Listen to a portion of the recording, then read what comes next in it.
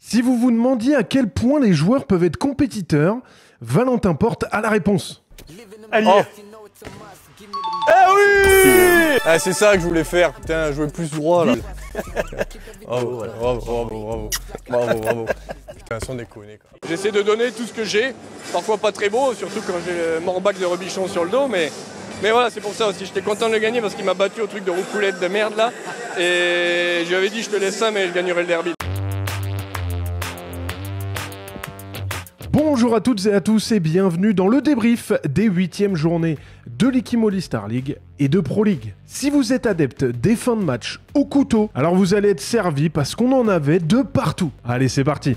Et on prend la direction de Limoges tout d'abord, qui vit une situation délicate avec 3 revers de suite, dont 2 en European League. La réception d'Ivry était une belle opportunité de repartir de l'avant pour le LH face à la lanterne rouge de l'Ikimoli Star League. Dans les faits, en revanche, Limoges était méconnaissable dans le jeu avec pas moins de 13 pertes de balles. Et le ballon perdu par les Limogeaux. Attention, la contre-attaque éclair avec Wael Chati. Et Ivry qui reprend 3 longueurs d'avance.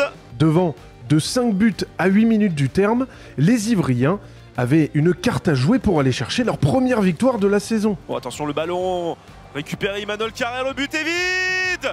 Et plus 5 pour Ivry. Mais dans le Money Time, les Rouges et Noirs se sont trop mis à la faute, ce qui a permis à Seif Eldera d'inscrire 4 rejets de 7 mètres consécutifs en 3 minutes. Encore Seif Eldera, il est absolument parfait. Limoges grappille et se retrouve à quelques secondes du terme avec un ballon d'égalisation. Ascoué avec Varela qui égalise. Match nul 33 partout qui ne satisfait ni Ivry et Arnao Garcia. On est très déçus parce qu'on venait ici avec beaucoup de faim, avec beaucoup d'un but de la victoire. Je pense qu'on l'a beaucoup mérité. Ni Limoges et Maxime Ogando. On s'est accroché jusqu'au bout, jusqu'à la dernière seconde, on n'a rien lâché.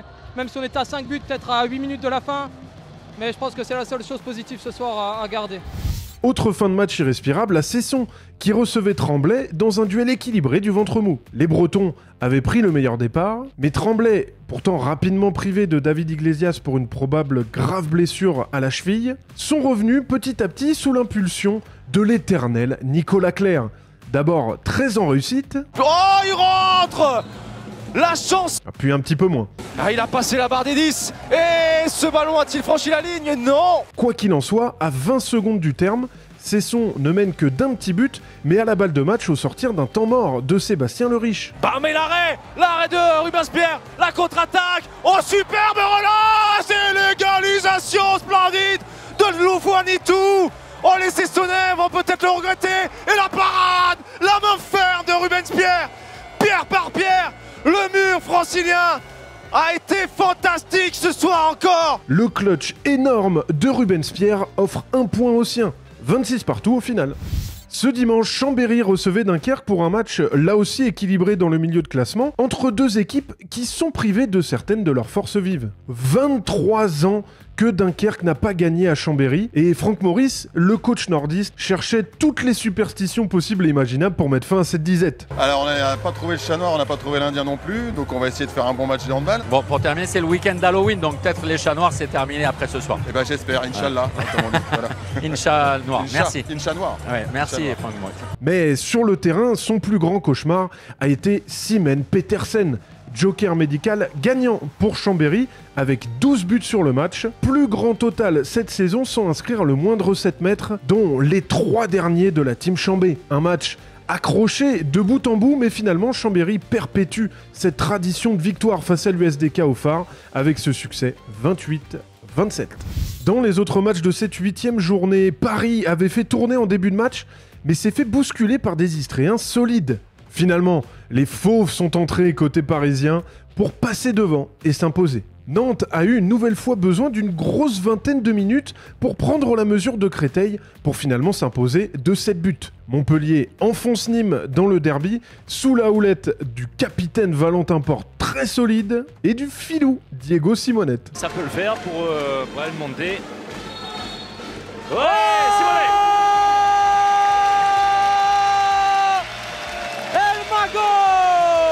Saint-Raph enfonce de son côté Aix, pourtant piqué par son coach Éric Forêt. On est en train de se bouffer les couilles pour rien, les gars. D'accord?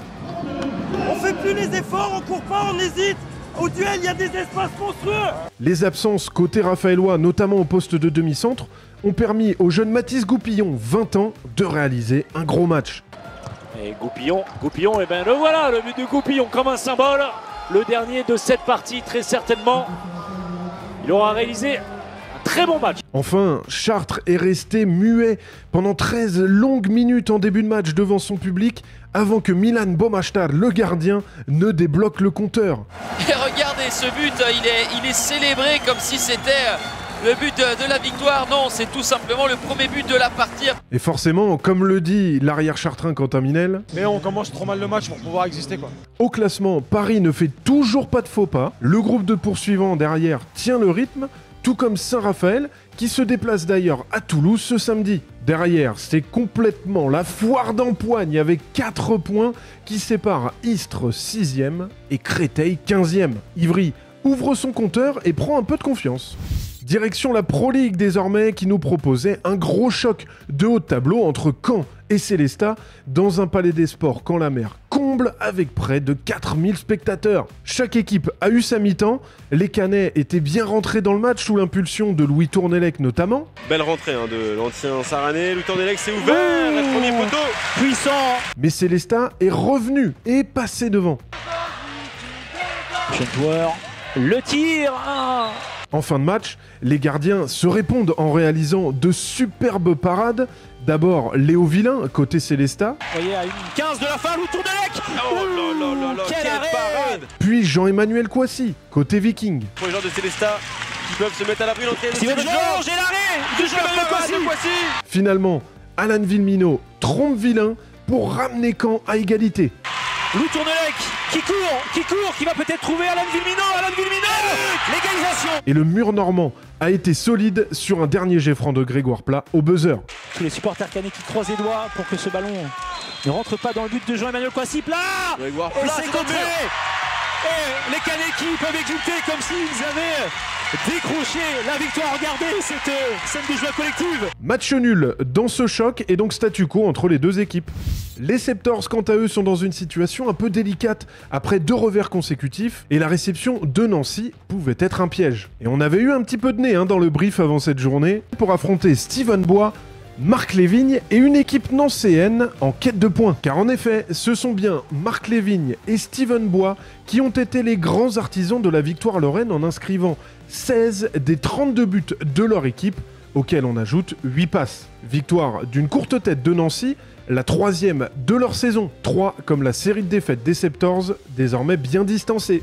Dans les autres matchs de cette 8e journée de Pro League, les leaders ont assuré et largement, aussi bien Frontignan qui a une nouvelle fois fait parler son attaque de feu face à Besançon, que Dijon qui s'est envolé face à Massy grâce à un run de 7-1 juste avant la pause. Cournon, c'est le tube du moment en Pro League avec une 3e victoire consécutive face à Valence cette fois-ci, qui cherche encore son premier succès à l'extérieur. Ponto s'impose face à Pau grâce une nouvelle fois à un carton offensif d'Elios Amit et ses 12 buts qui lui permettent de prendre la tête du classement des buteurs. Enfin, Sarrebourg montre les muscles à la maison en étriant Angers 34-26. Au classement, le nul entre Caen et Célestat fait les affaires des 2 leaders, Dijon et Frontignan, qui se créent un petit matelas, et de Ponto qui recolle. On sent que les 6 premiers se détachent, mais que pour les playoffs, jusqu'au 9e on le rappelle, les places vont être très chères.